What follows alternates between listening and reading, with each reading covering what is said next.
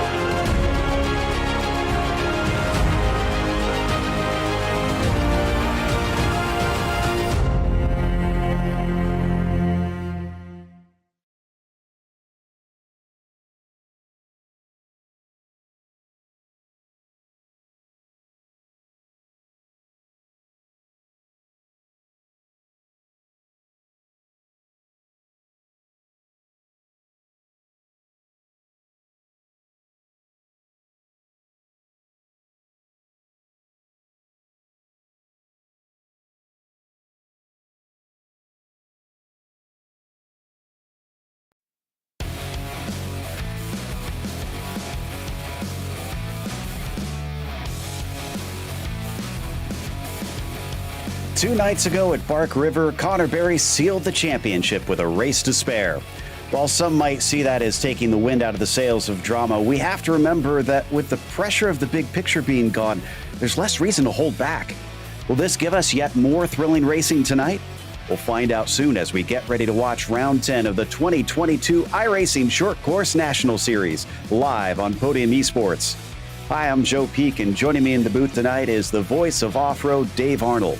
Our producer for this evening is Ryan Bauer, and he's using cameras provided by Dougie Beard. And well, Dave, we come back to where we started it here at Crandon, arguably one of the most famous off-road courses in the U.S. Oh, yeah. I mean, it's got 50 plus years of history in Crandon, and it brings the fans out. But it is one of the most popular tracks, I believe, in iRacing. And it's like, it just brings so much exciting. It's challenging, it's fast, and that land rush start, I mean, it just doesn't disappoint. And, you know, I know Connor's already wrapped up the championship, but you know what? Good way to finish it out anyways in Crandon. Kind of put a good stamp on it. I agree. I think this is the only option of where to finish things off, at least with what we've got here on iRacing right now. And as we take a look at the season so far and what we've run through, you can see it was quite the list with a couple visits to each place, and now wrapping up with our third one to Crandon, but only the second time at the full course, though. And that takes us to a little bit of a look at the track as we go to Google Earth and zoom in here to Crandon out in Wisconsin. And as you can see, a 1.5 mile track that they're going to be racing tonight, Dave. But the thing that I love about this place is the layout. To me, it just feels so unique. Oh, it is unique. It's the track. I mean, it gets really long sections and fast sections, but it really offers also that tight, closed course, you know, banging the elbows type of racing. You can just see the way the layout is there. It serpentines around, and that land rush start, like I talked about. I mean, it's one of the just jewels of off-road. It is something to behold. It's definitely on my bucket list to go see in person eventually.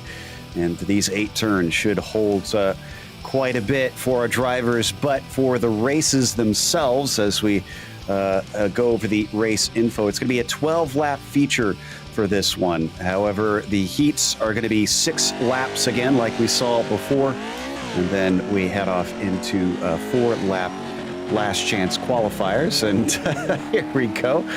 Bryce has got a little bit of a helper to advertise, it looks like. I'm trying to see what it says on there. It says co-driver trainee. I love it. I love it. Yeah. They're going to be doing the one of the enduro races out in Mexico here soon, maybe? I don't know. Well, I know I am next week. So Semino is, let's see, does he have a time on the board in that 07 right now? Trying to find him, see if he has put one down. Yes, he is currently sitting in 3rd. And he's about a 10th off of Gaudio. And he's got 2 laps left, 3 laps left actually here in this qualifying session. So still plenty of time to try and get on to the front few spots as he swings it wide around turn 7. Then it's back into turn 8, the last one here, the tightest corner out on the track, just about barring that hairpin after the backstretch. And let's see what this one is. It's a 17.8, 2/10 improvement. He's been bumped down to 4th, so all that does is bring him back to 3rd. As looks like, Dave, we've got Tom Grady now on screen. Grady's coming around there. He just got in on the gravel pit, and he's going to be heading for that same calamity corner. And the crazy thing, it's such a hairpin tight turn, but lots of passing happens there sometimes. It's amazing. We'll see him 3 wide through there, and it's crazy. So Tom Grady, being out there qualifying, you don't have to worry about any trucks. You get to pick the best line, and that's what the best part about qualifying is. You get to figure out where the fastest line is and pray that no one else is there when you're doing it. Exactly. So the 535 up and around all the various corners now to the back stretch where it starts to open up. And let's see if he can improve on that 18.108 as down into the hairpin, really sends it up around the outside, tries to launch it towards the next sweeping right-hander. Now, it's going to be interesting as well because you might notice that a few drivers will not qualify during this session. A bunch of the fast guys have agreed that since the championship is wrapped up, they just want to start from the back without a qualifying time and see where it takes them. And I am eager to watch that because we got a bit of a taste of that last week at Bark River as well, Dave, with some drivers out of position. Well, Joe, I mean, it was incredible to watch some of the top drivers really fight. You know, Swain, he was back there fighting, but he wasn't right in the mix like he usually is, and he'll be one of the guys in the back. But Plumley, never see him that far back. Usually, lately, I should say, he's been up where the front runners, been really quick. Man, he struggled hardcore on Tuesday, and, you know, some of these guys, you know, when they get back there, it's going to make some exciting racing, especially in Crandon, because, like I said, there's only a couple places you can set those passes up for. See a good shot there with Roy Folsom on there. Been watching him qualify. It gets up to nearly 100 miles an hour before he slams on the brake for the hairpin of 4. A little bit of a different line from what we watched with Rogers. And once again, gets on the loud pedal once again as he was up to 100 and down to 30 miles an hour when he slowed it up. Already back to just about 100 as he launches over the jump and now into turn 6. And that's one of the crazy ones coming out of the turn 1. That's Forest Potawatomi turn 1. What they've had that turn for many years, part of the Forest Potawatomi County, and that's part of the tribe there. But the speeds that they get out of there, and that's what they're going to be doing on the start, Joe. Close to 100 miles an hour through that turn, so it's insane. And that's with everybody around you as well. So you got to keep your head on a swivel. The 66 off of the final turn hasn't set a lap yet. 19.080. That'll put him right about in the mid-pack in 14th, it appears. I'm not seeing the rest of the drivers on track right now that have yet to set a time. So I'm guessing that is all the ones that intend to start from the back as we go to Kirchmeier. Right now, that's Plumley, Edmondson, Swain, Barry, Posey, Drapkin, and Roy that look to be part of that hard-charging crew. So the 75 down and through the penultimate turn before he gets to the timing line. And it's going to swing back to the right here. I always thought this was a tricky one over that jump, and you have to be right on the brakes to get it slowed up here. Oh, yeah, and you'll see people land on each other sometimes, and you got to be basically get that thing kicked sideways in the air, kind of sets you up for that turn. Switches back through some fast S's, but he's going to ban in the next lap. So instead, we go to Trey Blank now. And Trey's in 22nd, last of the drivers to have set a time. This is his last flyer, too. So he's got to hope that he's got something special here, or else he's going to have all of the quick guys starting with him there at the back of the field. So that'll certainly be interesting to watch what he does, having so many unfamiliar faces around him, past the cameraman and over the jump where they have the finish line. Oh, that was not quick at all. That was his worst qualifying lap. So Trey is going to qualify 22nd of all 22 drivers that have set one. Grady does not go quicker on that lap and stays in 6th. Well, you got to watch some of these drivers when they're hitting the turns. We watched him when he went kind of sliding across the turn.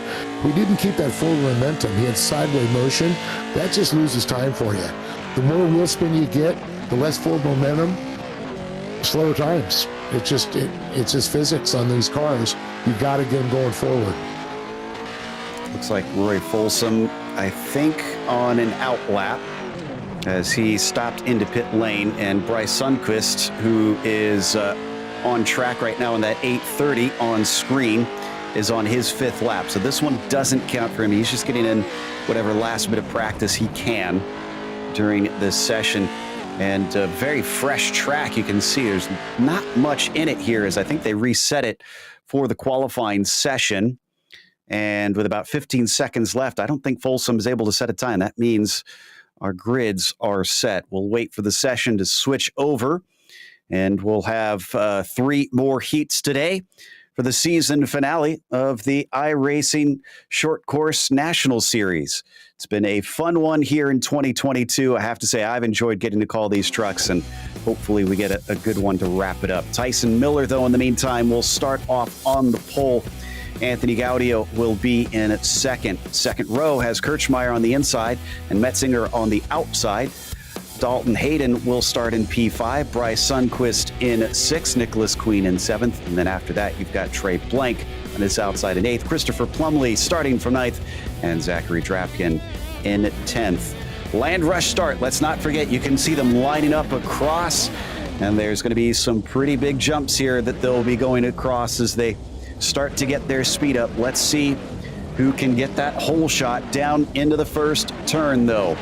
That sweeper is going to be quite a scene as everybody converges and it all narrows down into a little bit of a kink to the right-hand side. 6 laps here today, and we're waiting for the time to finish out, as I think we've got everybody out there. Yes, looks like they're going to be a 2-minute timer here for the start. Dave, and it is a little bit warm out there on the track itself, which is surprising because it's 65 Fahrenheit air temperature, but 81 on the surface itself. Well, that's a strange combination, but you know what? When it gets hot in the summer out there and it heats up the ground, kind of keeps that heat in. You know, it makes the track really gooey, really sticky, though. Indeed, those Midwest summers, as we have already got a problem down to the inside, and that is Gaudio, who gets spun around, but making his way to the first corner first. That is going to be Miller, and he's overtaken by Drapkin as it switches back around the outside. Could see an undercut as the number 90 tries to get the launch on the inside, swinging back to turn 3 now. And as they start to break for the hairpin, he's got it to the inside. Doesn't quite lean on him, though. Yeah, if he would have leaned on him, it could have caused some problems there. Very smart, because he's keeping his momentum up here. And there's not a bad place. If you can set up here through Calamity Corner, the final turn, you know, you can get a pass in there. And that's one of the ways to do it. You can see how he went and dove in the inside. And, got a little, it was close. Drapkin, though, had that middle preferred line. That's really where you want to be, but I've seen passes coming off that inside, literally at the checkered flag to take a win. It's the first time in a while we've seen someone smiling and not just severely focused here. The 56 having a good time, and he's also got Tyson Miller going to try something maybe down to the hairpin. Will they get it wound up in time, and will they do it without contact? No. Looks like the 90 is going to just give him space, although that tighter inside line isn't too bad as we hop on board with a 75 of Kirchmeier. Yeah, you can see a great shot there with Kirchmeier as those two, Miller and Drapkin, continue to battle up front. But the big thing is when he came out of that turn, they were just so smooth. It almost looked like they were drifting side by side. It was incredible. That's the way you want to do it. Still making sure he's got to work for that, as Miller's been on the attack ever since he lost that lead to Zach back into turn 7.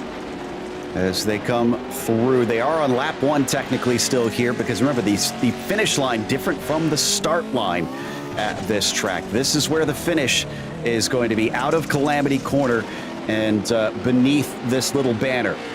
So this time by Drapkin leads the end of the first lap, but Miller continuing to poke and prod on either side. There's a great one named after the famous Walker Evans there. That's the Walker Evans turn as they slide around as they head to Argonne Corner. Yeah, it's just like so many iconic names that this track comes up with, you know, and how they come down. And they're going to come into Cowboys Corner. Now, this is named after the famed cowboy who used to run across. He was the starter. He would look at every truck and point at him. So when he passed away, they named that corner after him, which is just so awesome. And boy, he liked a challenging track, and boy, they give him that challenging corner. Yeah, very touching moment. As I understand, he didn't pass away all that long ago either. No. So down once again into turn 6, uphill left-hander with multiple crests throughout it. It is a very long corner with the wall right to the outside before it opens up down into 7. And Miller's making a race of it, just can't seem to make any moves, but now they're starting to get more company. The 75 has been getting a bit closer each corner. Well, Kirchmeier, he's been right there. I mean, he just can't get right up to him, though. I mean, you can get him up there, then they'll accordion out him just a little bit. But, you know, if these two get into it, Kirchmeier's in a good spot. But he's in a good spot for qualifying anyway, so it really doesn't matter. It's Plumley that's got to turn it up. Miller with a problem, and I think he rolled off the course because he disappeared immediately into the pits. I'm checking. Yeah, he just turned it over. And wow, he barely clipped the inside berm. It wasn't really something that he had a violent clobber of it. That is amazing to me. So that promotes Kirchmeier to second. Well, and guess who just made it to a qualifying spot where I said he was out? Plumlee. Talk about inheriting something. Let's take a look at it here again. See exactly what happened. It was looking fine here. I don't know if maybe he set up the car a little too loose in compliance, because I haven't seen one of these roll over without actually hitting something super hard. Let's see here. This is going to be the moment through the right-hander. Clip the berm. Yeah, so that explains it. A little bit much of that. And that put him up against the 8 ball after a potential win gets snatched out of his hands. So Drapkin now has a lot less pressure. It's about 1.5 seconds down to Kirchmeier. We're already on lap 4, so it's getting close to the end as we hop on board with Plumlee. And Plumlee almost did the same thing. You see him clip it out the inside. Just try to get too much of that track, and unfortunately, we saw what happened to Miller. It won't go well for you. But you can see Kirchmeier slowing it in there through Cowboy's corner, and it looks like Plumlee's in tow. Plumlee's trying to reel him in a little bit, but I think we got a good pace with these guys in set. We had a bit of a battle farther back, but that seems to have gone apart. It does look like Queen and Sundquist are somewhat close for 4th place. So those two might still swap positions. There we see the 56 of Drapkin comes over the jump down into turn 7 once again. We hop on board with the 830 now. This is the battle for 4th that I mentioned. You can see how close the blue and black 48 is ahead of him. Yeah, he's not far off the pace for sure, but unfortunately, 4th place just gives you a better place going to the LCQ at this point. They switch back around towards Calamity Corner. 48 swings it in from a wide angle and then comes off on a wide angle as well, but he keeps the speed up. 830 tries to keep it pinched down as we head back to Metzinger as well. He's chasing on Trey Blank, but Blank is not giving that one up easy. The 947 not opening any doors at the moment. We're at 2 to go now as we come back to Drapkin out of Cowboy Corner and flying towards the right-hander. You can see how much speed they start to pick up. Almost 100 now as he flies through into that right-hander. And then he's got to get it wound up after a pretty fast jump. A couple of jumps you can see, just chucks it in the air, already turning as he comes up to the left through 6. And it's just amazing how the fine line you are. You can see those trucks, they just get so unsettled when you hit. Here's a good shot here now as he goes into the gravel pit. Brings it around 180 degrees. See, that's what I was talking about when you watched about these guys qualifying. See how Drapkin kept that forward momentum going. He wouldn't, he wasn't really sliding. It's a lot of throttle control these guys have. White flag is out for Drapkin. He's still got that 1.5 seconds over Kirchmeier. The 75's really not been able to pull that any closer, but he's also stayed out of range of Plumlee in 3rd. Remember, it's the top 3 who advance to the feature race. So those 3 basically sitting pretty. They don't have to fight. And these guys, if they do fight, it won't mean much other than a better starting position in the LCQ. Oh, yeah. It's pretty much a mute point, like you just said, too, we talked about. But, it also gives you, all right, I can see someone I can make a pass on. Maybe that's going to help him in the LCQ. When you start battling with somebody now, and if you have to battle with them later, you might get a little used to their driving style and know where they're going to open the door for you. Exactly. Love that shot. And I do too. I love seeing the suspension, how much it moves. And the other thing, we said it earlier, that there's no championship now, at least for the top spot. So all these guys are just kind of deciding who finishes 4th, 5th, 6th, or whatever in the championship. I don't think anybody cares about that so much. As Drapkin comes out and through the final turn now. He's still holding on to that same gap as we mentioned before. Going to be able to celebrate a win in the first heat of the night. Zachary Drapkin, Kirchmeier 2nd, and Plumlee finishing 3rd. Sundquist a ways back here in 4th, 12 to 13 seconds separating him. Great race there for sure. You know, and you see them all fighting back. The rest of the pack there, getting a little bit there. Trey Blank and Metzinger came across there. Miller. Such unfortunate for Miller. I mean, he's back out there again. We saw him disappear. But, man, he'll have to get a little redemption on that LCQ. Yep, and finished 2 laps down. Miller and Gaudio, who is also finishing up in the 440. Remember, he got turned around at the very start of the race. Got to wait for these guys to come through before we head off to the next session. Got to be patient because they get to finish their races too. And the 440 is across. 9th place out of our 10 starters, and Tyson Miller going to be the 8th place finisher in the end. So even though he had to take a tow to the pits, he at least doesn't finish last here. There's your results for that round, for that heat. That takes us to heat number 2 now.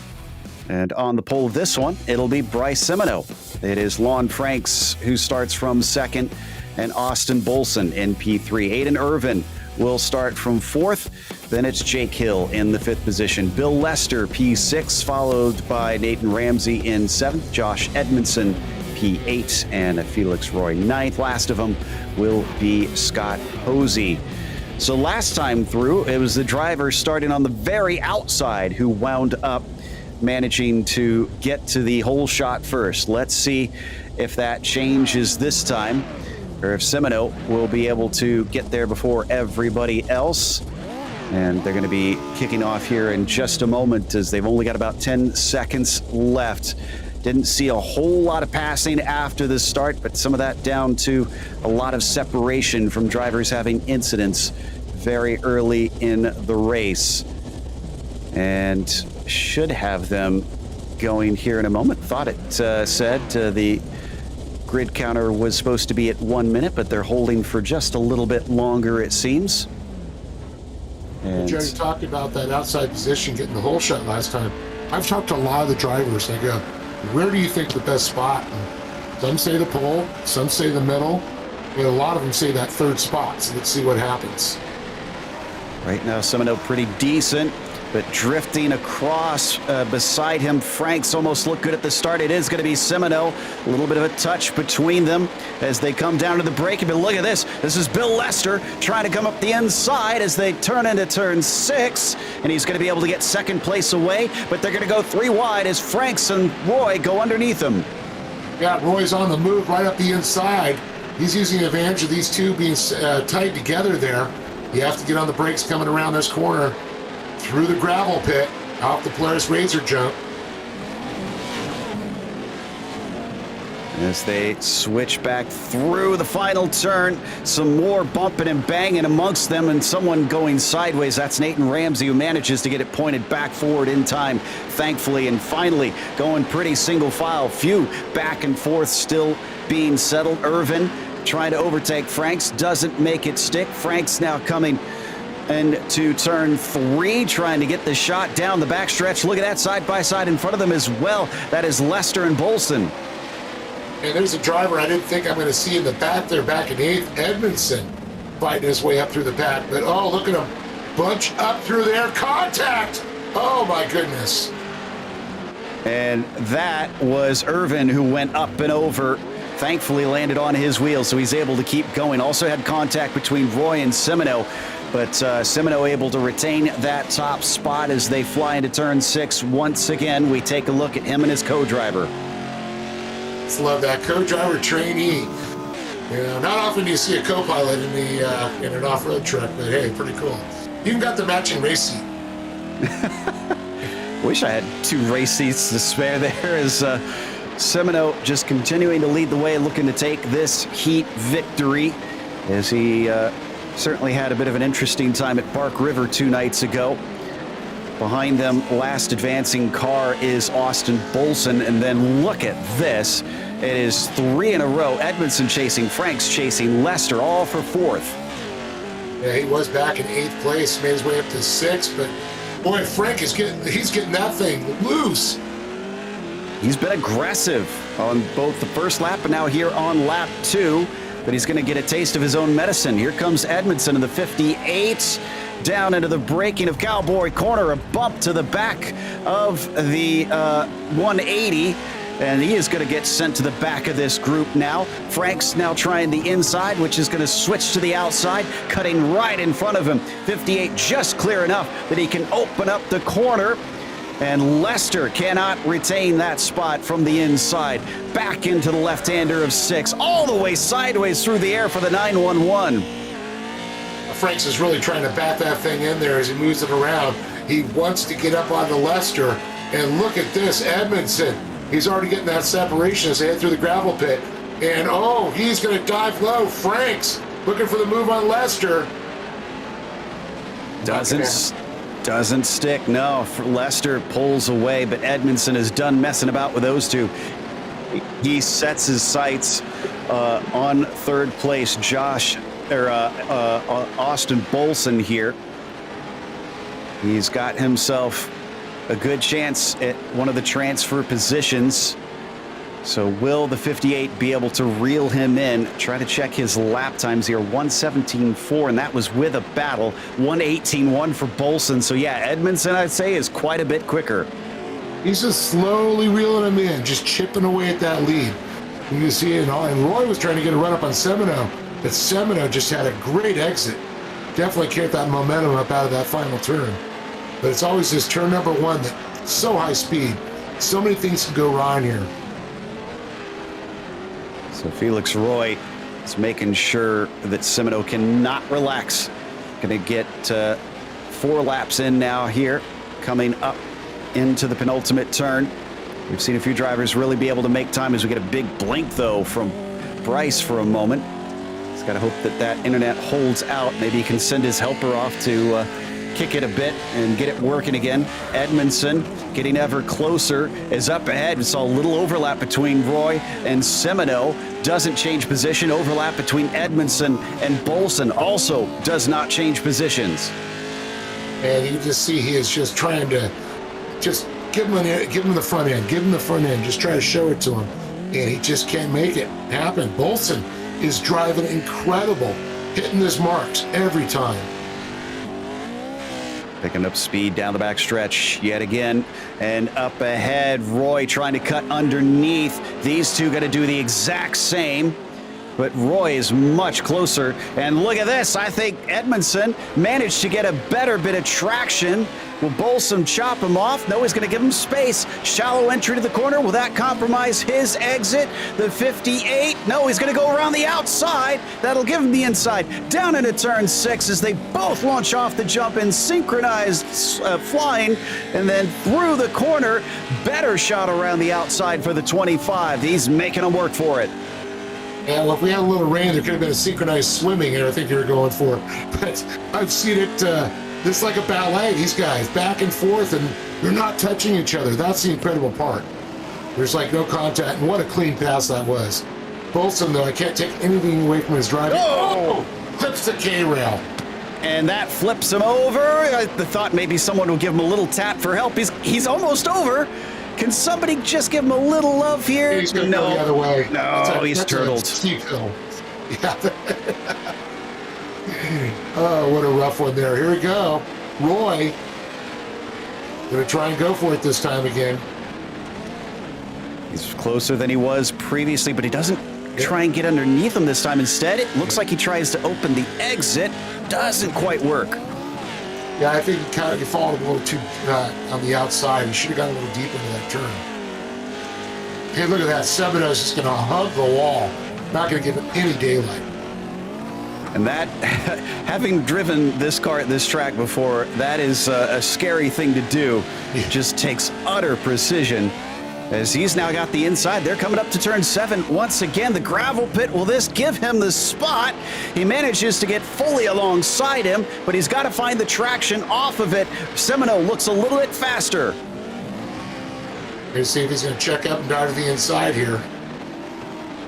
Looks for the over-under, and he's able to once again get some overlap, but can't get the position. White flag waves. We're seeing more racing from Felix Roy. He's eager. He is chomping at the bit, wanting to try and take this heat win. I mean, literally, it looks like a ballet with these two guys. It's incredible. So, I mean, I figure, you know, hey, the championship's decided, all gloves are coming up. These drivers are respecting this race. That's what's so great about it. Absolutely. Nobody's really just pushing each other off the road. This is fair racing that we're seeing, but incredibly hard racing. Roy is making sure that Bryce cannot flinch at all out here. He's still got a few more corners and he's got to be picture perfect, or Roy is going to be diving up the inside. Semino covers him off on the entry all the way down to the inside of the corner, and there's the push. There's the lean from the 91, just trying to get him a little bit off edge. Will he do it again into turn 7? Well, this is going to be kind of, you know what, he was door-to-door contact, or didn't try to spin him. That's what's so nice about it. Roy's a good driver. He's respectful, and Semino knows it, but he's going to put it up the inside, try and throw that nose. He's going to, whoa, Semino come down low. He's going to squeeze him off. Across the line, it was 0.3 of a second between them. Incredibly tight at the end, but Semino takes the win. Roy in second, Edmondson in your transfer positions. Looks like Lester's going to beat Hill, Irvin, and then we ride on board with Ramsey, who is going to come in 7th. And from there, Franks and Bolson and Posey will not finish. No, excuse me, it looks like the 8 of Posey will indeed finish, but it's going to be the last one, 3 laps down. There's your finishing order. Those top 3 advance. Everybody else heading off into the LCQ. Of the night's last heat, and you got to try and make it in from here. Hopefully you aren't one of the last drivers to finish, as it's going to put you at the very back of the LCQs. Dashley will be on the pole with Tom Grady in second. Ryan Lindner will start from P3. Then you've got Rory Folsom in 4th, Scott Kerr in P5. It'll be Cameron Magashik in 6th position, Christopher McCorkle in 7th. Keaton Swain will begin from P8, and only 9 drivers in this final heat, with Connor Berry rounding them out, Dave. And that is a Stackfield Callan again. Now, all right, Joe, who's going to get the whole shot of this one? What position? I'm going to say Barry, outside line. I feel like he's been too strong all season long. He knows what he's doing out there, and he's going to be able to plunge down to that first corner first. But we'll see what my predictions elicit, because I often seem to bring out the commentator's curse whenever I pick a winner. So I don't know. Maybe that'll give everybody else a chance to win then, if I accidentally wreck out Connor Berry for some reason, as they now start to rev. Yeah, exactly. And as they leave the start line, it's looking good for Dashley. Not so good for Barry around the outside. That might change around. Little contact there. Oh, he's looking like he's got great momentum as they get down into turn 6. And look at the 21. Holy cow. Oh, Swain is off. Swain is way off and off the course. And who just got the whole shot? Connor Berry. Connor Berry. So, all right. What do I win? As the 28. Trip to fall, Crandon. All right. Let's take a look at that. As they come down through. Yeah, it wasn't quite in the first corner. It was the second bit, which just, how did he carry so much speed? Yeah, he just knows how to set up there. Oh, man, Swain. Hey, he's able to keep going, though. That was a good thing.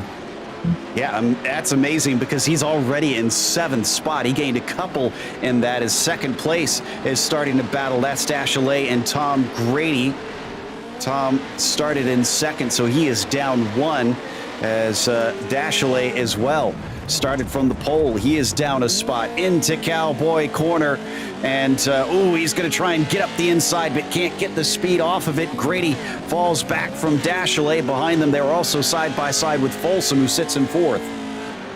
And it was a great shot there as he came around. He almost, fortunately, Dashley was already there, but what a great turn that setup.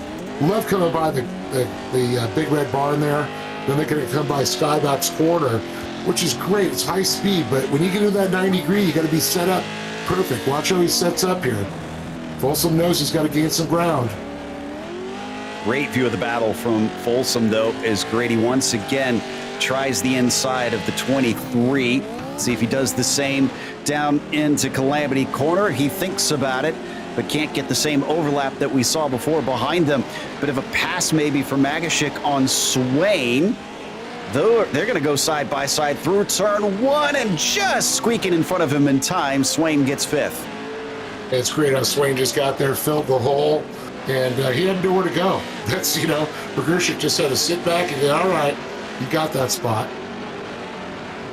Down the backstretch once more. Connor Berry is off like a shot. It is already a full second ahead of the rest of the field. Ooh, big hit there into the side of Folsom as Swain is going to miss a part of his bodywork due to that little bit of contact. No harm, no foul, though, as they both keep rolling. Yeah, good thing he didn't turn around, but, suspension damage, you have to keep an eye on Swain. If it was a kind of a good hard smack, and I'm sure they program these Pro 4s, they get a little fragile on the front end on these things. Yeah, it's never good to hit the corner of the truck, I'm sure. And he's going to give another go at a pass. Going to try a slide job. He hits the other corner now. Oh, and that really sends him out.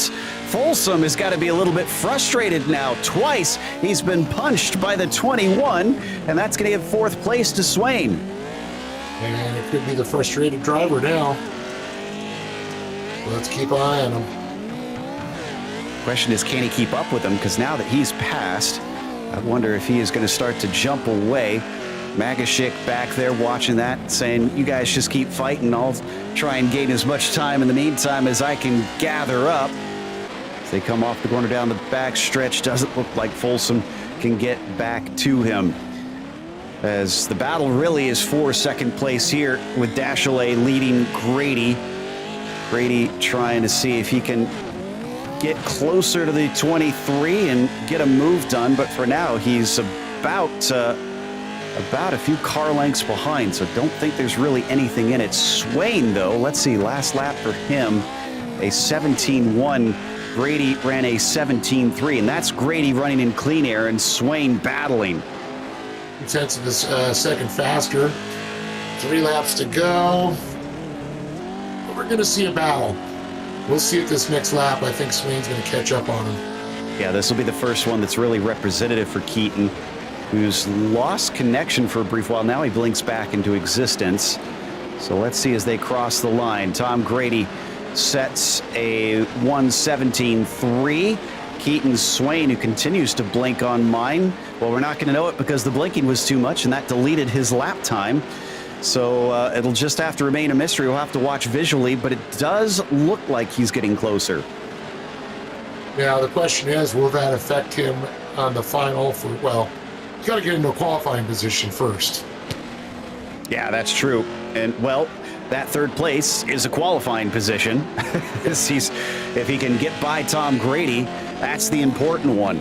So what's Grady going to do in this? He doesn't want to be sent down to the LCQ. It's going to be 2 to go at the line. So what kind of fight will he put up? Will he battle hard on this one? Or will he try and preserve the truck a little bit? Down through turn 6, closing almost every corner now, it feels like, in that 21. Well, I think Swain's going to throw everything at it now. He's going really wide, setting up for that middle line.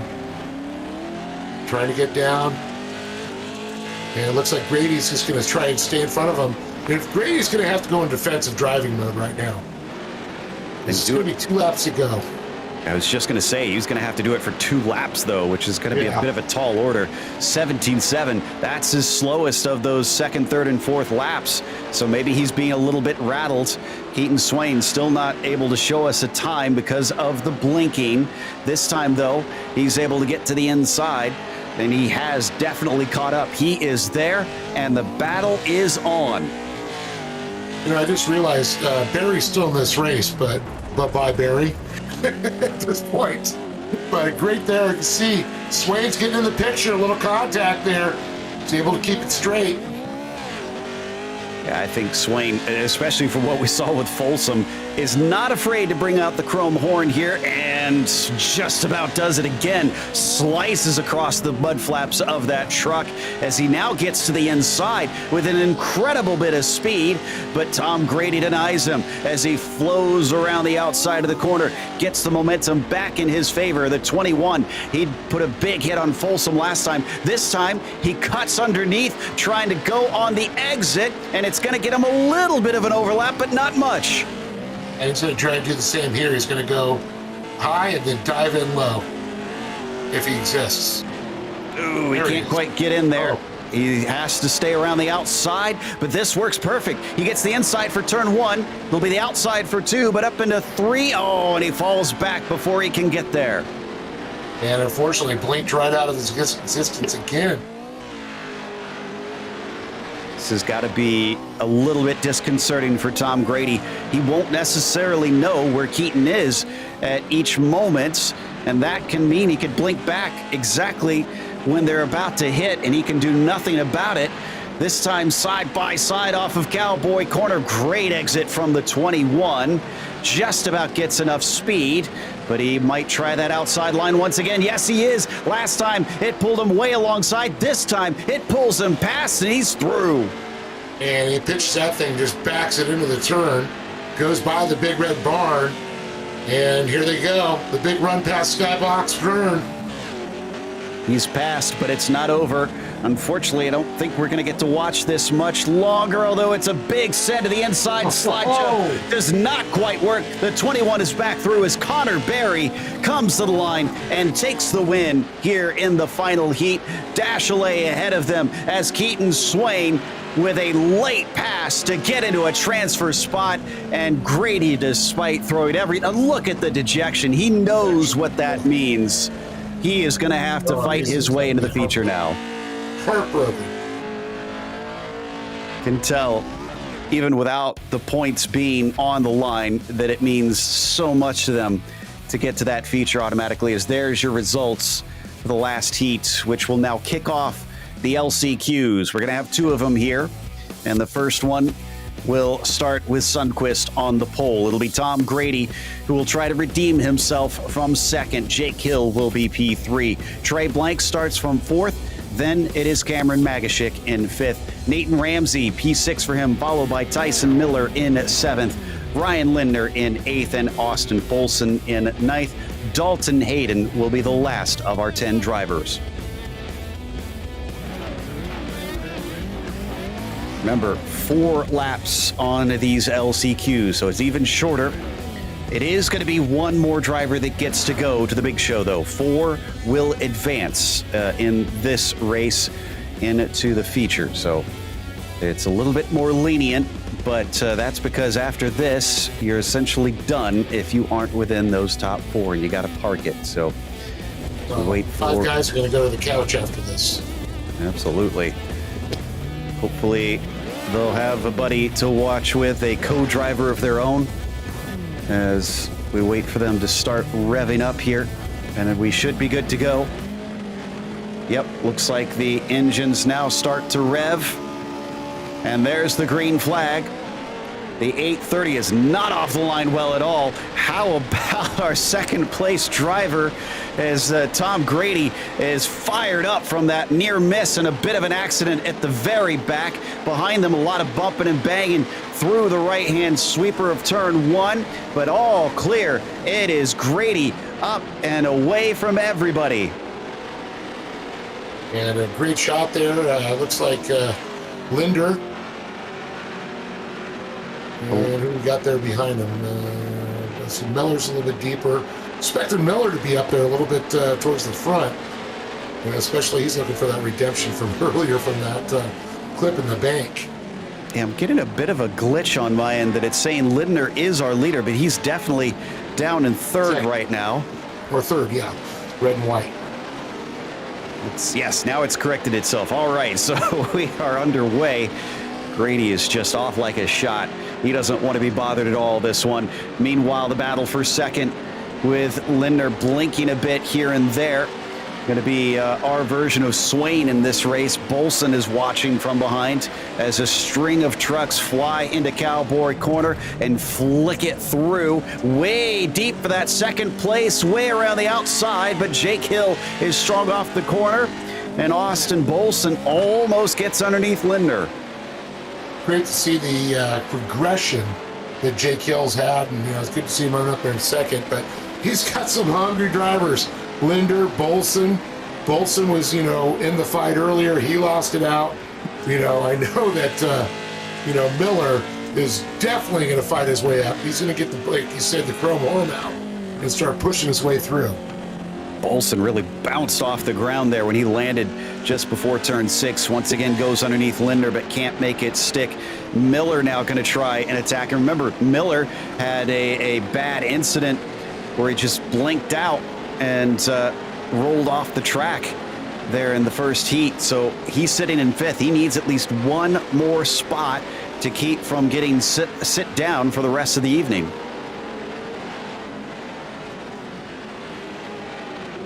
Well, great shot there. Look at this. Linder diving the inside of Jake Hill right now. Hill's going to give him a good run. Coming down into Cowboy Corner.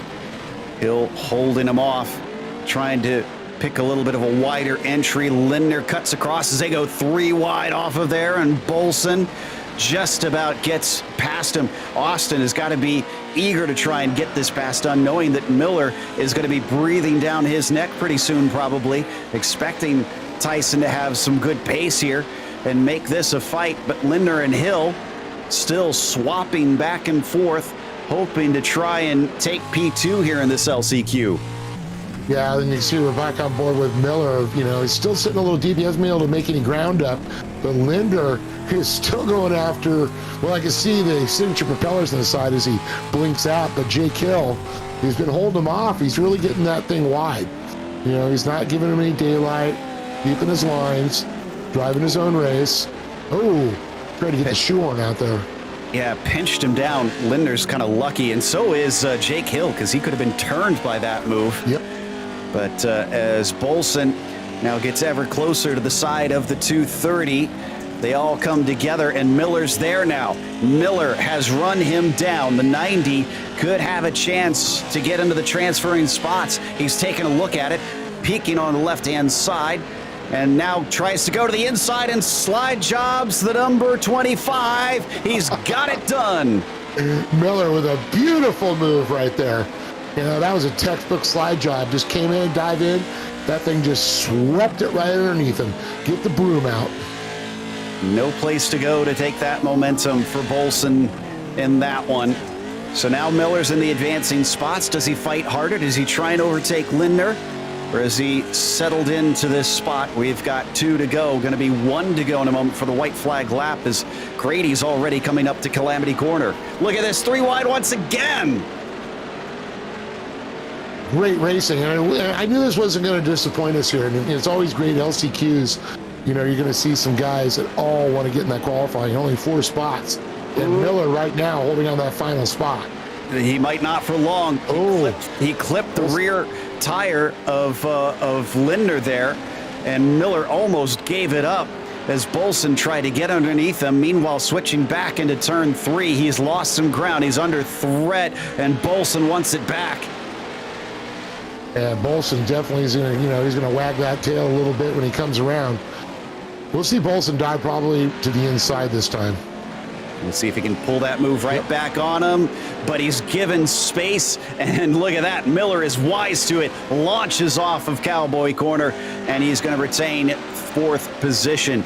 But Linder and Hill are still very close. They could either tangle or start to slow each other up going side by side, and Miller could have more on the cards as they come into turn 6. Well, we already know the top qualifier. I think this battle right now is for those last 3 positions. I mean, it's just a great Hill, Linder, Miller. I mean, Grady's already know he's skating this one. These 3 are going to battle out, and it could change. Could it open up for Bolson and Blank? You never know, because these guys are going to throw the gloves off in this next lap. Grady gives a definitive answer with a win here in the heat, but look at this. Hill and Linder across the line. It's going to be Hill by about 1/100th of a second, and Miller comes in behind them in fourth, just ahead of Bolson. That's your advancing trucks. Everybody else is now parked for the evening. What a fight for second. Inches at the line between them, Dave. I was expecting more contact through there. I was actually surprised they behaved themselves. I mean, they leaned on each other a little bit, but that's okay. That was just incredible. Love seeing that. That last corner really gives us some fun, as Ramsey is going to be the last one to cross. And there's your results for the first LCQ. Second LCQ, grids up. And it is going to be Bill Lester on the top of this one. Nicholas Queen will be the next driver. Rory Folsom from third, and Aiden Irvin in fourth. After that, Levi Metzinger starts P5. Scott Kerr will be sixth, and Lon Franks in seventh. You've got Anthony Gaudio in P8, Christopher McCorkle ninth, and Scott Posey in 10th. Four more drivers will advance. Everybody else will be sent home. Oh, and what happened at the start there? Somebody didn't have their wheel straight. Gaudio ran into the side of somebody, but as they come down into the hole shot, oh, and it's a big accident. Huge accident as everybody's coming together in the mid-pack. Oh my gosh, that just reminded me of a Johnny Grease crash from 2 years ago. Oh my goodness. Trucks tumbling around, and Lon Franks now has an open track in front of him. And I think Metzinger, yeah, he's going to be in second. There's only a few survivors. Gaudio was saved by that poor start as he was able to get through it in the end. Yeah, he stayed out, it all unfolded in front of him. Talk about right place, right time. Let's take another look at this. Okay. Wow. Gaudio just diving underneath there in turn 6. So this was after the big incident as well. And amazingly, he gets up in the transfer spots. Folsom does as well. He's into fourth. Here is the incident. Just somebody made a little bit of contact, and it just kind of, yeah, it sent them outward. And from there, everybody to his left was a sitting duck. Yeah, lots of guys getting sideways, getting spun out. So, as they come around and into the scene of the crime, Franks leads Metzinger, Gaudio third, Folsom in fourth, but just barely. It's going to be Lester who's fighting with him down into turn 3. Lester has the inside. Folsom tries to cut back. He's got a good launch as he straightens it up over the jump, almost making contact midair, and he is going to make more contact, absolutely sending it into the back of Lester. Folsom now tries to come off the corner ahead of him, doesn't quite get the pull, and Lester retains P4. And you can see the little head shake there by Folsom. He knew. He was like, man, can't believe that just happened. But you know what? Neither one of them really lost much there. Folsom's just got to put his head down, forget it, concentrate, hit his lines. That's all that matters right now. Behind him, a little mistake from Irvin cost him some space as well. Chopping down across the 66. Lester is in no mood to give space anymore after being shoved around. He is putting his foot down towards the hairpin of Cowboy Corner. And all of the LCQs, it looks like the leader's just basically going to romp away with this one, as Franks is already nearly a second ahead of Metzinger. And you see Folsom, I mean, a little frustrated, being one spot out of that, qualifying spot there. But I don't think that fourth position is not going to be given up easy. That's for darn sure. He's got his work cut out for him. Lester's just going to hog the track. Indeed, but I feel like they got to be careful, because yes, you're going to go home if you don't get the spot, but if they take both of them out, then you got to think Irvin back there in the gray 259 is just going to be laughing his way to the bank. Oh, yeah, maybe he's going to look for something for the Pulp MX show to talk about. Yeah, never want to believe what happened to me. As they cross the line once again, halfway through the race already, and he's catching up to Folsom. I think Aiden's actually got a little bit of pace in him, because he fell back from a mistake earlier and has already run these two down. I don't think he's going to wait for them to try and tangle with each other. I think he's going to make something happen all on his own. Oh, Irvin trying to move up the inside this time. Right up on Folsom. Gonna try and fill that spot. Just gives him a tap and actually gets pretty decent traction. It's going to be a drag race as they leap over the jumps and come into turn 5. Let's see who's got better pace around the outside. It seems like that's been the place to be, and once again it is. Yeah, it's Irvin. Oh, bad bounce on Folsom. Really affected it, and that's going to definitely give it to Lester this time. Oof, yeah, Lester starting to pull away. Irvin's got to hustle, though, because they are down to the white flag lap here, I believe, soon. Yeah, white flag's going to be waving for Lon Franks. There he is as he crosses the line. So Metzinger is still a handy 7/10 back. He's gained a little bit, but not a lot. Gaudio is kind of on his own in third. And this is the battle. Lester in the transfer spot. Irvin with pace is on his tail. Yeah, Irvin's trying to, just, hey, stick my nose here. Let him look, let him look, let him look. But you know what? White flag, you might have to force the issue at this point. You're heading to Cowboys corner. You better make your move now. You better get that move. I'm pretty sure Aiden is going to make a move, and yes, he gets it to the inside, just edges him out a little bit. Not quite a successful slide job, and he doesn't have better speed coming off the corner. It's going to be Lester, who just about gets fully ahead. Will he try and chop him off? He could swing around to the outside if he so desires, and he does. Lester back into the transfer spot. Incredible. Lester with a great move around the outside, but look at this. Move to the inside. He's leaning on him. Will he be able to hold on, though, through the last couple corners into the gravel pit? Can't quite see him through the shots, and he's not there. Doesn't get what he needs out of it. Now covering the inside briefly as the wind goes to Long Franks. Levi Metzinger second. And there goes Folsom. Oh, and Lester runs into the little pole there as they cross the finish line. Oh, disappointment for the 180, sent all the way to 6, and that will end his night. And that ends our LCQs as well, as we take a look at the finishing order. And those top 4 will advance to the feature. Everybody else you will not see for the remainder of the night. I believe that will take us to a quick break. If this is what we've got in store for the rest of it, I cannot wait for the feature, which will be soon. A big thank you, of course, to our sponsors here on your screen, but don't go away as we have got the feature race coming up in a few minutes' time.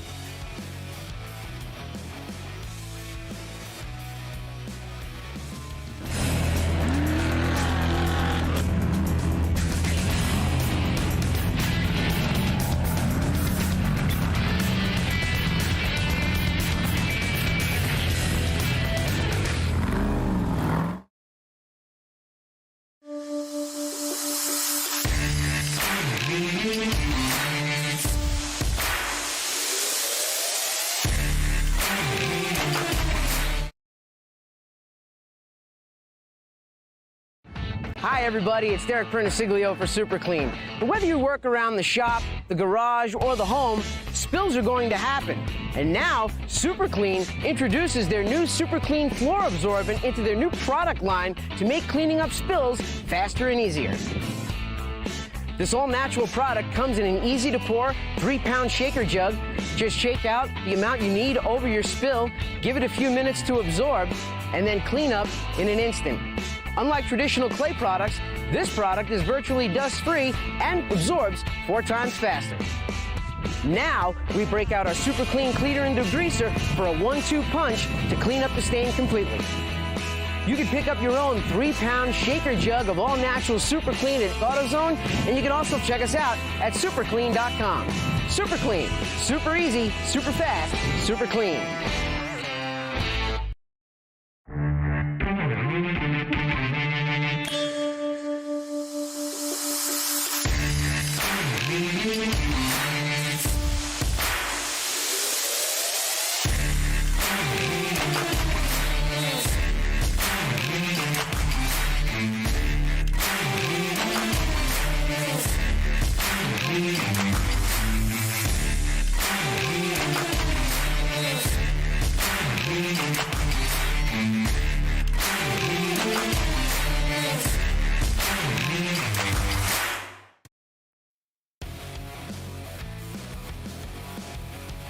Welcome back to Crandon International Raceway, here where we're watching the season finale of the 2022 iRacing Short Course National Series.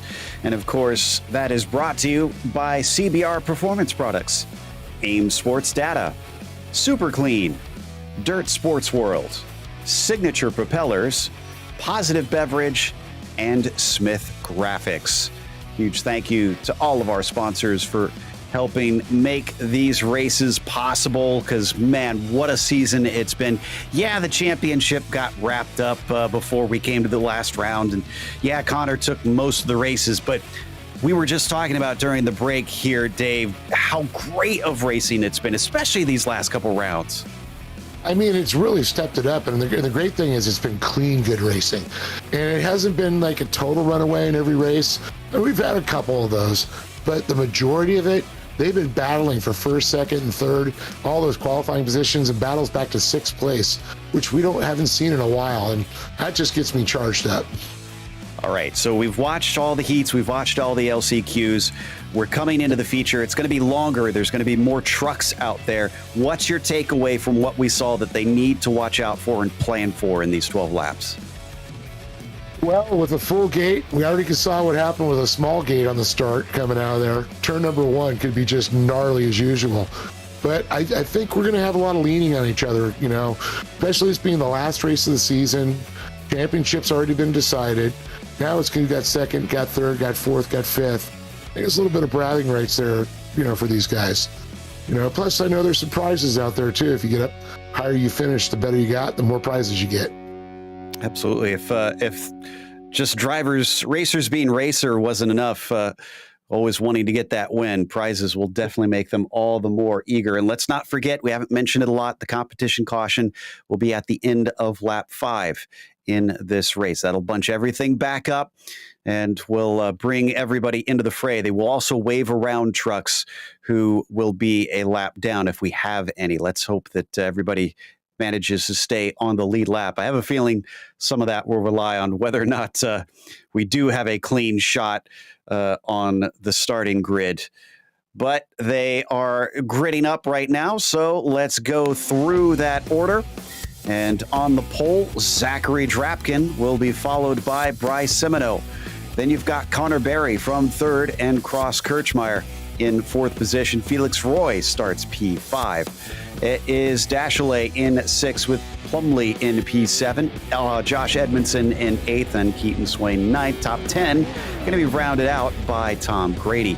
After that, it's Lon Franks in 11th. And they do have a second row out here. Jake Hill in 12th, Levi Metzinger 13th, and Ryan Lindner 14th. Anthony Gaudia will be P15. Last two will be Tyson Miller and Aiden Irvin. So 17 trucks, all vying to take the last win of the season, trying to stop Connor from ending on a high note, as we've already got the green flag out and off the line. So far, so good, but the land rush now pinches down into one as 17 trucks try to get into order. We've already got Edmondson nearly spinning around, keeps it in the throttle. Somebody gets squeezed out into the wall, and so far, no, we don't make it quite past the red barn. Some drivers being spun off into the wall. Yeah, it looks like Drapkin's going to get the whole shot there. Semino and Barry, the top three as they come out of there. Barry looking on the inside of Semino as he tries to set him up. 3 wide through the gravel pit. And it's going to be now Barry and Drapkin. Drapkin's going to hold on to the lead. Looks like it was Gaudio who got turned just out of the sweeper, and Dashley had an issue that you saw go very wide, but wow, up at the front. Drapkin, Barry, Semino trying to sort out who will be our leader. Barry goes way wide through turn 1, going to be compromised into 2. Semino trying to cut back, look for the wide open turn into 3, and he can't quite get ahead of the champion. And Drapkin with a great run there, but just remember, Barry always makes his race the second half. So keep an eye on him. Even though he's sitting in second, you know, he seems like he's always a little slower that first half of the race. Drapkin always very quick the first half. Back across once again.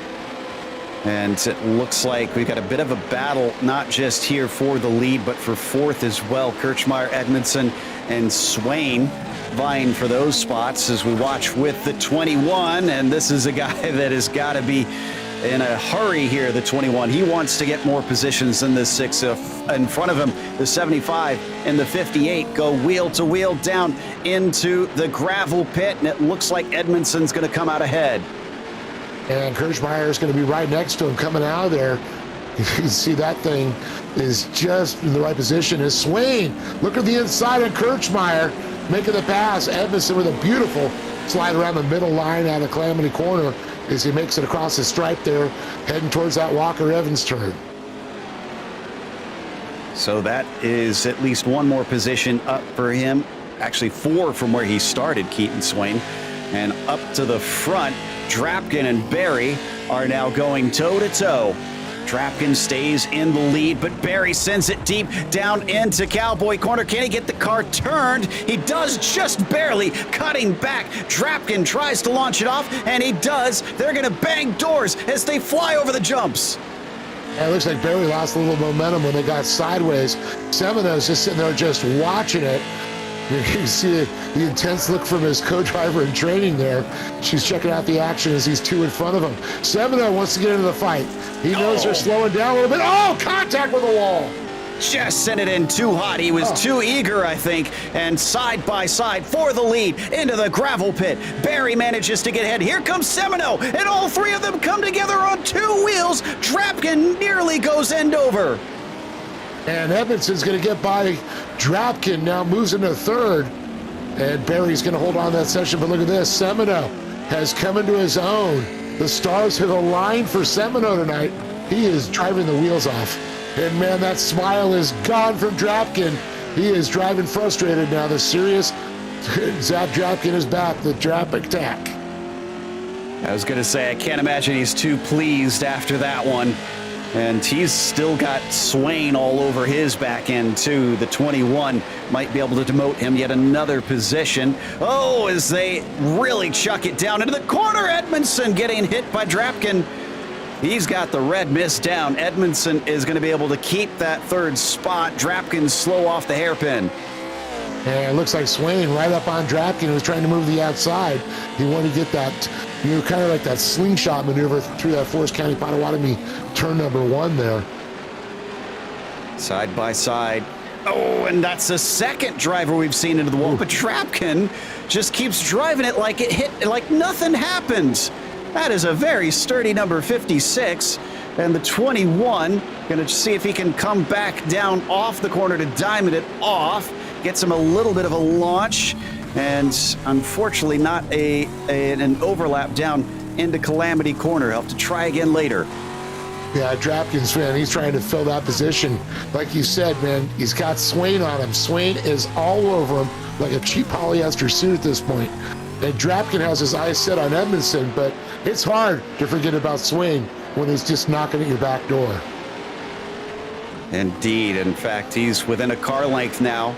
So will the 21 send it down into Cowboy Corner as they hold off to the right-hand side, flick it in. Oh, the 21 caught a little bit of a bump. He's not able to get underneath him as much as I think he wanted, but he gets good traction off the turn. And Drapkin, is going to move over to that outside line, take it away from Swain one more time as they move through turn number 1. High speed, 100 miles an hour. We're hucking it across the line here, going by the Big Red Barn. Always exciting. Just about into the corner again for Drapkin, using every inch of the track all the way up to that outside wall. Looks like Swain going to try and open up the entry into the gravel pit. Can't seem to get fully past, but does get very close to being nose to nose as we come up to Edmondson now. Haven't checked in on him in a while, but he is, it looks like he's putting pressure onto the 07. Well, I tell you what, that co-driver in training is a good luck charm there for Bryce, because, boy, one of the best races I've seen him drive all year long. Just keeping it. And you've got, Barry in front of him, you're on him, you're holding off Edmondson. Just incredible. And you know what? We're coming up, one more lap, and we got the comp caution. We're going to re-rack them.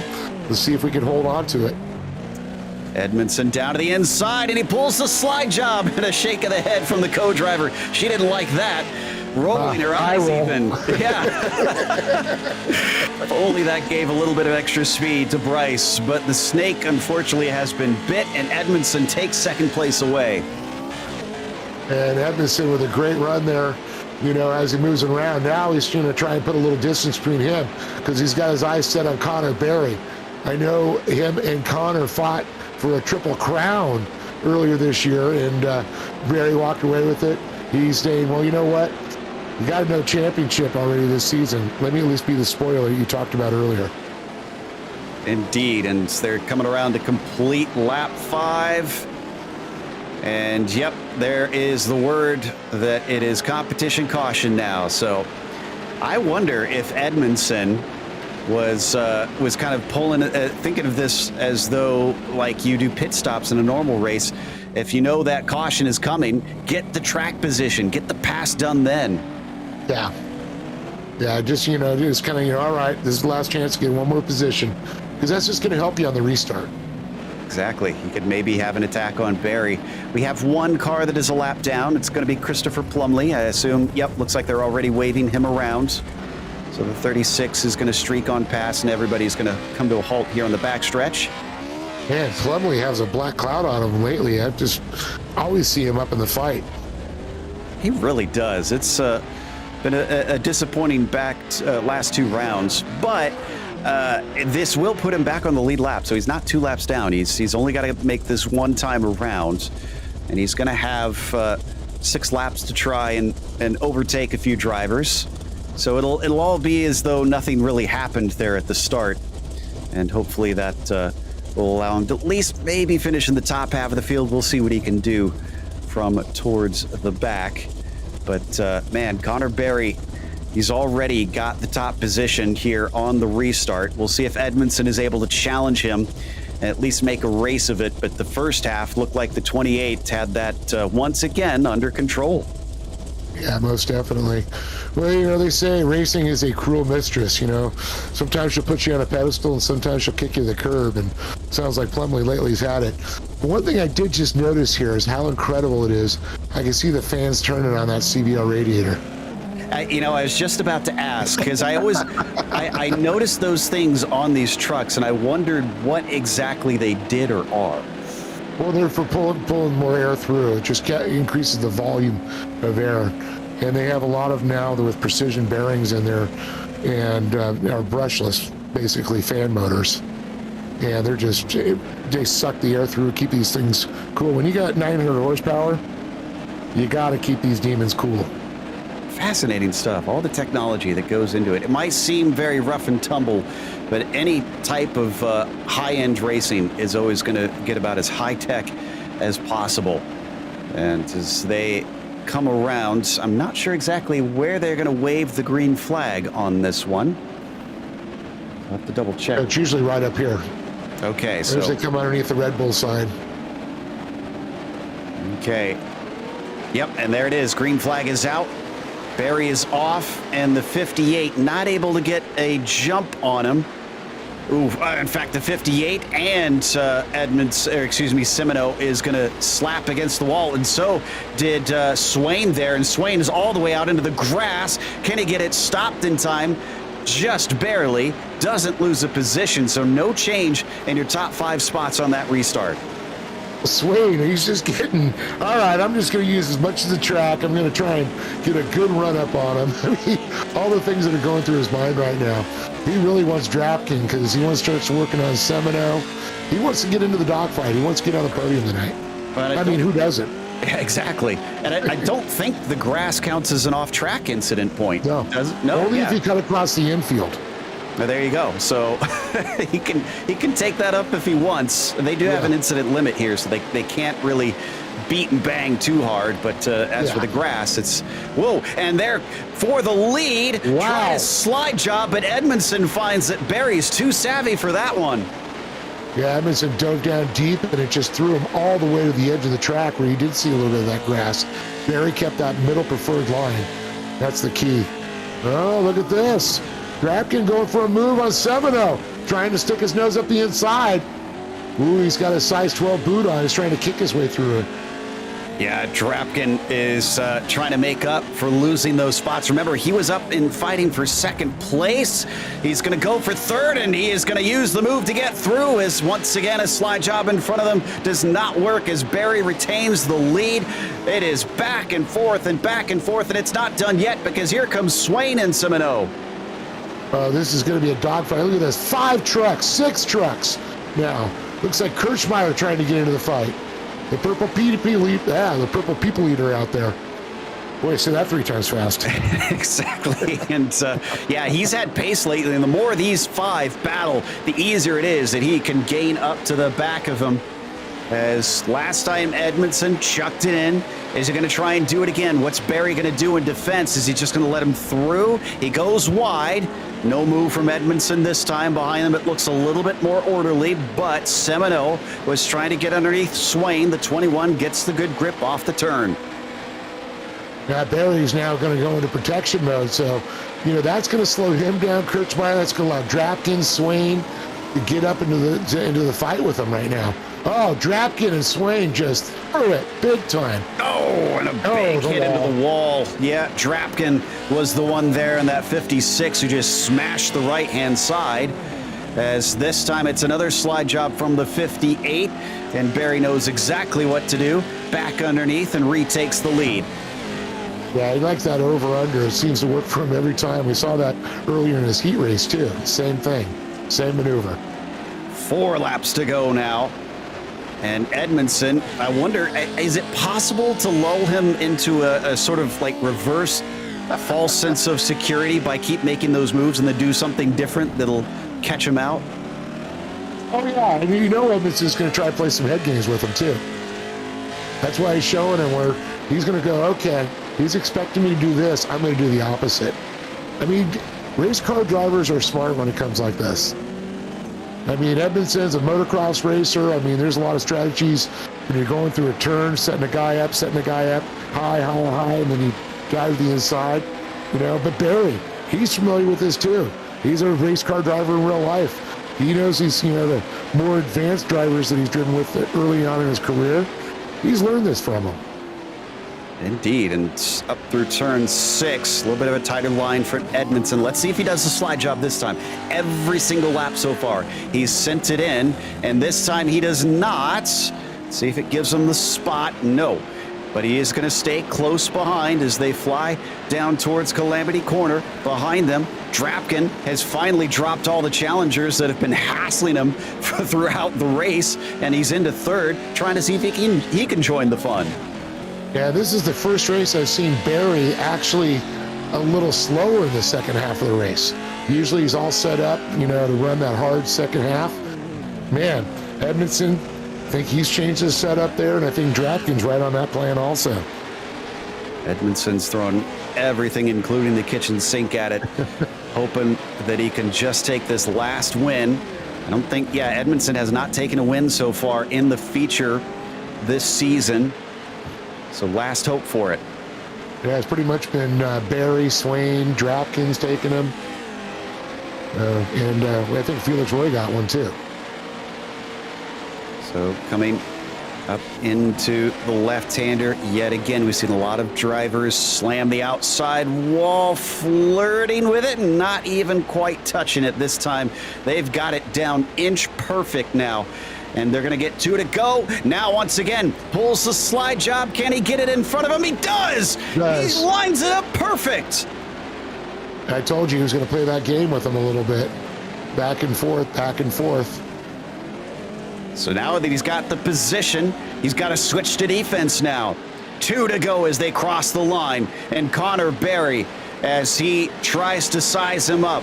Will he make it a quick attack, or will he try and play his own games with him? Nearly makes contact with the 58, switches back underneath through turn 3 on the left-hand side. Now they accelerate down the backstretch, and behind them, Drapkin, knowing this is going to mean a little bit of fun in front of himself as well.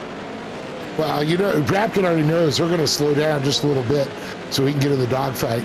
And with these two going at fighting for their lines, Drapkin might be able to find his own line and slide right up in there. It's going to be hard. Yeah, I think he's still going to have to push because they seem very quick, even when fighting. but this will be a help throughout the remainder of the race. But they're going to get white flag next time by. Connor Berry. Not many more places he can try and do it, but Edmondson not doing himself favors as he slows up with a hit to the wall. Down into turn number 7. He's going to manage to stay ahead, prevents the slide job move as he took an early entry on the 28, but now it looks like Berry almost gets an overlap, tries to cut back underneath as they go into Calamity Corner. They're going to be side by side as they take the white flag. And I think Berry knew that he was going to go for that middle line there, so he's going to tuck that K-rail right into the inside. Oh, my goodness. Off the berm. Through turn 2, side by side. He couldn't quite make it stick, but down through 3, he gets a decent launch, cuts back across, pulls in behind. Is there such a thing as slipstreaming here in these trucks? Not too much. As he sends it into Cowboy Corner, he can't quite get the launch. The opportunities are running out. He has just a couple more hairpins where he'll have a chance to try and overtake. Edmondson is going to make this the widest pro truck ever. And I'll tell you right now, when they get to that gravel pit and when they get to Calamity Corner, and look who's going to get in the fight there. Drapkin trying to get his nose up the inside. Just can't get that extra edge. He's there, but he's not. 3 trucks are half a second apart on the final lap. Connor Berry with the slide job, but it looks like Edmondson is wise to it. He cuts back. It's not super effective, though. They're going to be side by side. The inside goes to Connor Berry. Can we see another slide job going the long way around? We're going to be 3 wide for the lead as they all come to the line. Who is going to take it in the end? Connor Berry by half a tenth of a second. The top 3 were spread by 0.16 at the line. Can you believe that? I think if you just had that little longer bumper, that's how close it was. Closest race we've seen. Oh, my goodness. Send that one into the iRacing Top 10. 3 wide for the feature race on the season finale. We asked if the lack of a championship would give us some fun, and boy, did it. I can't believe that. Connor Berry still, even despite 2 drivers at once trying to beat him to it, still is our winner, as he is going to celebrate that last win, and I think he earned that one. Even though he had win after win this season, that was something to behold. Let's take a look at our finishing order of our 17 drivers at the end. Connor Berry. And, Drapkin winding up in second place there by just half a second back. Look at the distance between them. Edmondson will wind up only a tenth behind in third. As behind them, Bryce Semino wound up in P4 after all was said and done. Keaton Swain was 5th, and Cross Kirchmeier was P6. Felix Roy was 7th. It's Tom Grady in the 8th position as Plumley climbed all the way back to 9th, but was still 2 down from where he started this one. 10th went to Lon Franks. After that, Aiden Irvin climbed from 17th to 11th. That's a nice job there in this last race. Gaudio 12th with Metzinger 13th. Miller P15, 14 for Miller, Hill in 15, Lindner 16, and Dashley a lap down in the 17th position. We've got Berry ready to talk to us, and I got to think his heart has got to be pounding out of his chest after that one. Connor, what a finish for the last lap and the last race of the season. 3 wide at the line. Did you know that slide job was going to stick there in those last 2 corners? Yeah, that was for sure fun, dude. I knew that Josh was fast, and he got the pass done on me, and I was just being smart and just going to wait until the end. But that also allowed Zach to catch us. So I went for it on the final lap in gravel pit. It stuck, and then I was trying to get to the inside of the final turn, and Zach was going for it too, and we all bumped each other, and it was close. I mean, I won by 0.049. That's definitely the closest I've ever won something by, and it's sick to get my fifth win in a row and my eighth of the season.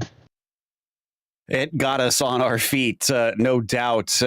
But man, Edmondson managing to get by you. Talk about what led up to him eventually passing, because it looked like he was playing a little bit of games with those slide jobs and then suddenly not doing them.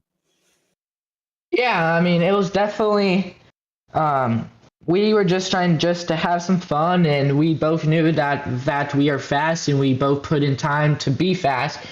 So we knew where we could gain each other, and yeah, we are just putting on a show for the final round, and this track is the track where you will put on the show because it's hard to get the gap because there's such a big draft.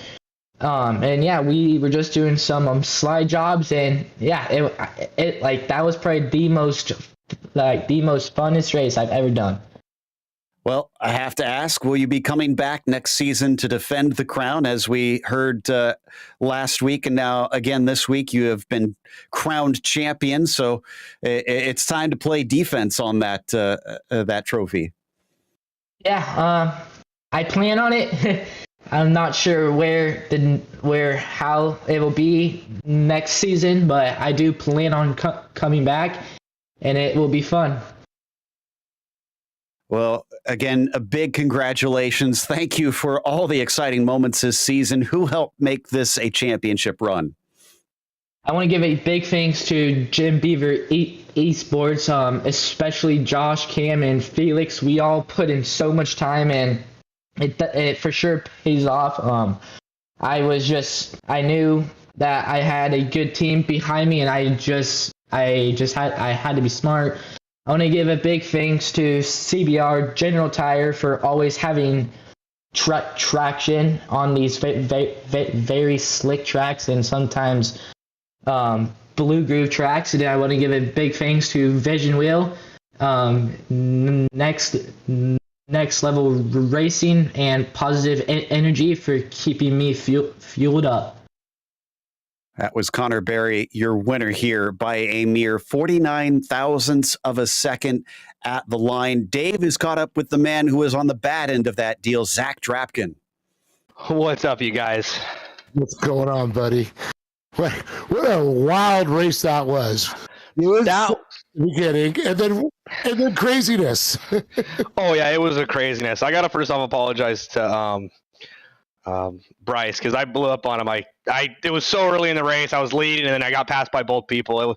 I shouldn't have. I kind of yelled at him like it wasn't cool of me. It's just not how I wanted to be. But yeah, after that, it was a mission. It was go for it. I knew I had the speed. I had my buddies in my ear telling me, you're faster, keep on going. Then we proved it. The last corner, it was go or blow. It was the last lap, last corner, my favorite track, Crandon. And I hope we put on a show for everybody who's watching the stream, because it sure was fun to race. Yeah, I mean, it was crazy. You went from second place back to fifth place. You got up to fourth, and all of a sudden, you're fighting for a podium position back there. And then Edmondson, Barry, you, last corner of the race, of the season, and man, almost 3 wide across the line. Yeah, I knew if I had to do it, it was going to have to be at Crandon. I couldn't get it. It was 0.049. That's how close we were. It was within hundredths of a second. It was just right there. It was, like I said, it was probably the finish of the year for the series, and I hope it showed great coverage, because I can't wait to go back and watch it. Yeah, it was just insane, and I know you and Connor and a few other boys are going to be racing the Great American Short Course Series here real soon. Has this prepared you and kept you tuned up? Oh yeah, sim racing is a totally different world. It's keeping you really in the game. It teaches you to make passes where you see a gap, and really to put yourself where you want to be at. I want to win every race in the gas series. I'm looking forward to hopefully going out there and battling with the fastest guys and putting out doors and just being there for the finish. So I think that sim racing and being ready for the gas series, this whole series comes together, because Connor is just as fast as any of the pro buggy guys out there in the sim world. It's as tiring running the sim as it is running in real life. I feel it's just, you're working it. You got full shift. Oh yeah, you like that? Thanks to Connor Berry. I saw Bryce was wearing it, so I had to put it on. So I'll show you guys the back of the seat. The seat's all wrapped now. It says like iRacing Short Course, my name. I'll put that in this. We'll get that for the stream for next year. Awesome. Well, you had a great group. By the way, congratulations. Great finish and great group of people that helped you out throughout the season. Oh yeah, everybody that backs me. This whole season was a blast. I had a whole bunch of sponsors come on board with the Sim World, which is awesome. I had Redline Oil, which is awesome. They're always here backing me. Winter Motorsports, Signature Propellers, AG Sound Cars, Competitive Edge, who's building my Pro Buggy motor, Weddle Industries, McMullen Transaxle, Skydive Elsinore, Adam Grindover at Big O Tires. You got to be some sets tires for the Pro Buggy this year. Chad, Jake, Corey, and Jordan. Jake made his first main today, and my mind's blown. I'm so happy for him. We're gonna get cool. My little team is gonna get there next season. He's gonna be contender for the podium, hopefully. So I'm just looking forward to next season. And really, I gotta thank all the series sponsors that backed us this year. You guys, without the series sponsors, there wouldn't be a series. AIM, Dirt Spurts World, CBR, Smith's Graphics, Super Clean, Signature Propellers, and Positive Beverage. I found one at Target today. The watermelon, worth it. Positive Beverage for the win. Good stuff. Good stuff. Zach Drapkin, everybody, second place. And what a great season. That'll take us to third place finisher, Josh Edmondson. And Josh, I know nobody wants to finish third, but I got to imagine you had fun out there with that battle for the win. Oh, yeah, absolutely. That was a blast. I thought I had the win there for a second, but I'll take third in that. That was a lot of fun. Talk about the moves that you were pulling, those slide jobs that you kept doing in the second half of the race. How much were you trying to mess with the head of Connor Berry? Yeah, that's exactly it. Just, show him the wheels there, get in front of him a little bit, make him have to cross under. I had to kind of stop a little bit, though, because we were letting Drapkin get close. But then, it's getting down there to the last few laps, and I needed to make one stick. So, had to do it anyway, which obviously let him get a little closer and got the one to stick, and then left the door open for him to do it back. But it's just the fun at racing at Crandon. It's so wide. There's so much room to cross over and battle clean with guys, and races like that are definitely the most fun. Well, it was a lot of fun watching you and a bunch of the other fast guys climb through the field without the qualifying. But looking at the more serious side for next season, how do you guys finally beat Connor Berry to that championship? What do you got to do? You got to start ahead of him, I think. If he gets clean air, he's fast and he can get away. And that's, one reason why I kept trying to make those moves, to not let him get comfy up front. And, it's tough. You got to start ahead of him and not make any mistakes. And that's a really hard thing to do. It looks like it is. But, again, still a third place. Congratulations. Who helped make a podium happen? Yeah, everybody at Jim Beaver Esports been working hard on these trucks, getting ready for the World Championship, and of course the sponsors behind it: Next Level Racing, Dirtfish, Rigid Industries, and Vision Wheels. That was Josh Edmondson, the number 58 driver, who went from 8th to 3rd in the feature race and was 0.160 behind the leader at the line, even from 3rd. A big thank you before we go, of course, to the sponsors of the series, CBR Performance Products, AIM Sports Data, Super Clean, Dirt Sports World, Signature Propellers, Positive Beverage, and Smith Graphics. A big thank you to everyone behind the scenes at the iRacing Short Course Series who helped make it possible. And of course, thank you to our team this evening: Dougie Beard, Cameron Aubernon, Ryan Bauer, and Dave Arnold. Also, our gratitude to the tireless efforts of those behind the scenes at Podium Esports: Ryan Bauer, Gary Sexton, and John Theodore. I'm Joe Peak. Thank you for watching, and I'll see you on the track.